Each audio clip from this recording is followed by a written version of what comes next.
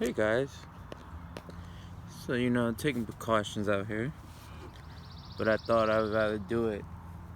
My video out here in nature, you know, one of the best spots to be, mental, peaceful, everything. So, the topic that I wanted to discuss was limits. I wanted, I've been asking, are there limits?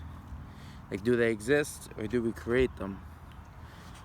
And, a lot of people said that no, we don't create them. There are limits that exist out of our creation, which is completely true. um, I do agree with that. I also do agree with them being made up in our mind as well. And if you don't really agree with me on that, that's okay. You can just hear me out. This is just my opinion on the word limit, limitations actually. So when I think about limitations, I think about something I can't pass, something I can't hop over like a hurdle. Like, I can't go past this. It's like a big brick wall and it goes tall and taller and taller and it never stops. And I'm just looking at this wall like I can never climb that. But that one thought, I can never climb that, is a mental creation in our mind of a limitation. So what I'm really trying to explain here is that yes, they exist out of our creation, out of our control, but then we also can control it as well in some sense. So I'm gonna hop into like my personal life and say personally, growing up, one of my biggest challenges and limitations was the fact that I'm mild deaf, like in my ears, and I got picked on it for a very long time. So bullies, teachers, everyone was mocking me in the sense of, I can't hear. So they would lip as if we're on a lip singing contest or we're on a concert of lip singing, but they would lip words towards me, and of course it's offensive. No one likes that, but they would do that to mock me. And I knew my physical limitation was the fact that I couldn't hear right. Being a fifth grader and knowing that, you're kind of just like, I can't hear right because I'm deaf. That's not my fault. That's just the way I was, the way I was birthed. But what I, over time, allowed was that I allowed their opinions, their comments, their thoughts, and everything they shouted at me. Every time they made fun of me, I allowed that to say in my mind and sit and think over and over about those words, about those comments. And I thought, and I just dwell on those. And I sat here and was like, maybe they're right. Maybe I can't do much because I'm mild, because I'm deaf, because I can't hear. Maybe those things are for normal people and not for me, because I'm not normal. As you can see, I'm not. But I didn't. I did for a long time. I did those things and I allowed it. But at one point, I said no more. I said, no, that's not my limitation. I said that would not hold me back. That would not hold me down. I said, you know what? Just because I'm deaf and I'm mild deaf, not full on, doesn't mean it can hold me back. Doesn't mean that's my identity. Doesn't mean that, that's my whole entire existence is that mild deaf kid. That is not my label. They have labeled me that, and I had tear the tag off and I said no more. That is not my label. I continue to progress. And of course, my hearing related to my speech. I couldn't talk till I was 7 years old, and that was a limitation too. Everyone thought I was just this quiet kid, but I had speech problems to the point I mumbled a lot. So on my point of view, my volume was high, but in reality it was low. So my limitation was that too. Like, you know, that really was a sticky situation with those. But how I stopped that limitation was first in my mind. I said, you know what? I see this physical limitation, but I am not going to allow it to create a block of saying I'm incapable of doing something because I have this limitation.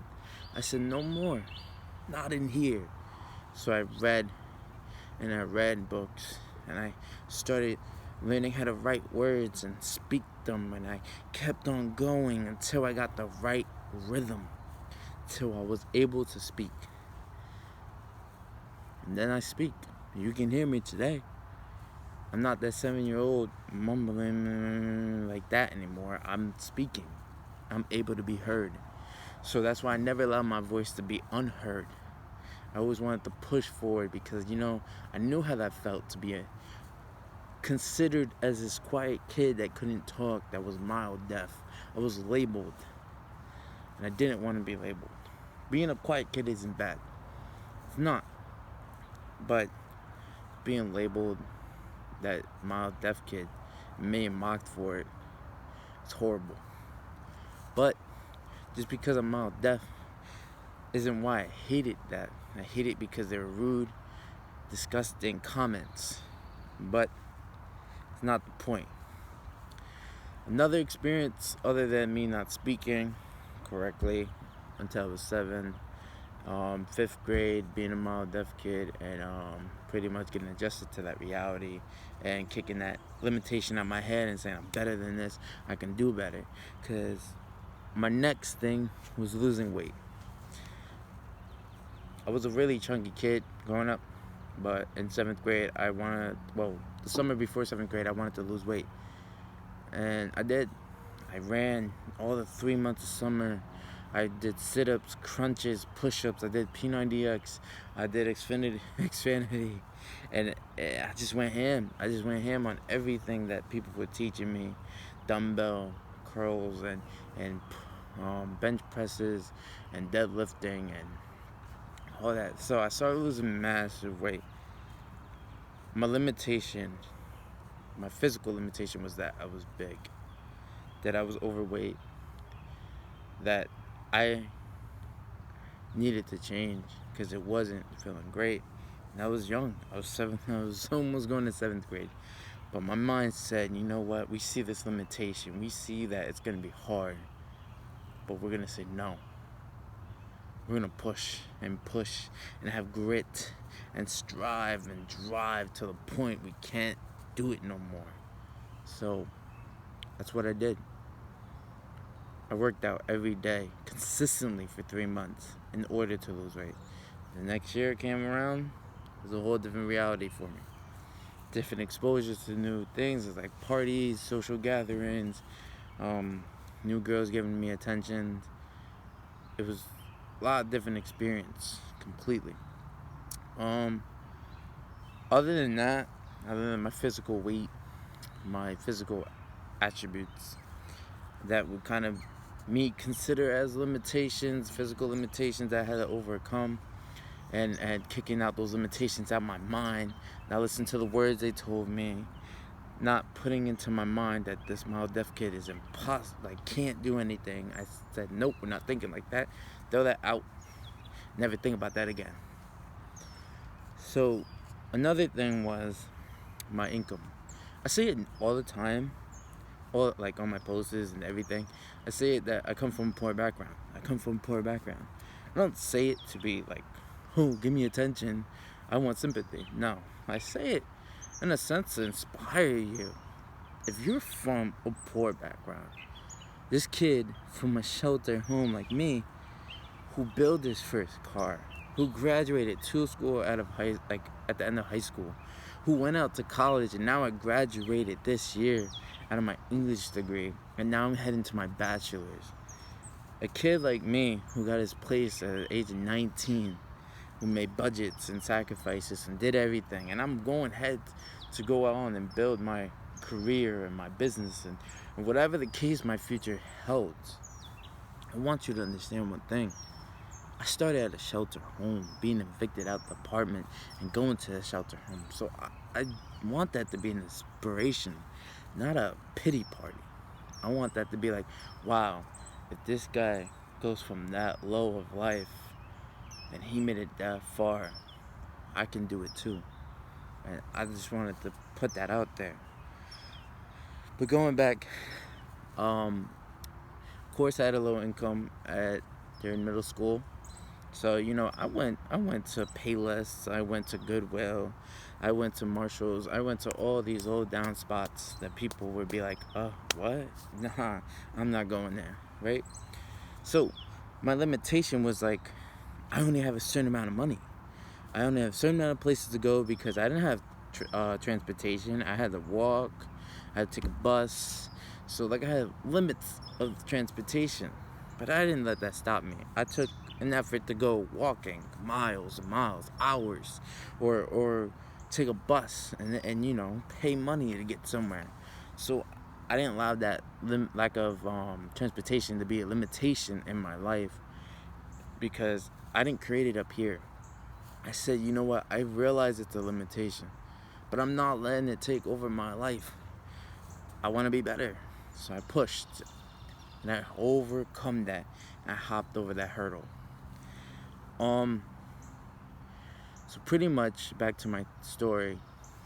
I went to Goodwill because I didn't have money like that, and I went there all the time for clothes. But I thought to myself, like, then this is the place. It's not J.C. Penney. It's not Macy's. It's not Zoomies. It's not all these Cotton On. It's not all these other fancy stores. Banana Republic, American Eagle, Old Navy. It's not all these overhyped stores in my location of Monmouth County, New Jersey. No, it's not. But I told myself, I know the limitation of that. This is the store that I can afford. So I thought in here and said, you know what? How can I use these clothes and make it fashionable? I did it. Most of my shirts were like, my jackets were at least $15 to $10. My shirts were $3 or $4 or $5. Like, I literally went ham. My outfits were nice, and everyone was like, "Oh, where'd you get that? Yo, that has to be expensive." And I was like, "Nah, bro. Yo, this shirt was $5." And they're like, "What? Man, that looks like a shirt I bought for like $11, $12." And I'm just like, "Not my fault, bro."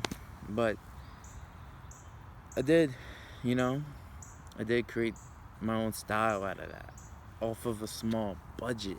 And that's another thing that I learned from breaking the limitation of not letting it create up here and saying that's all I can do. I can't get out of that. Oh, this is horrible. This like negative thoughts and creeping down and holding me down. No, I said no.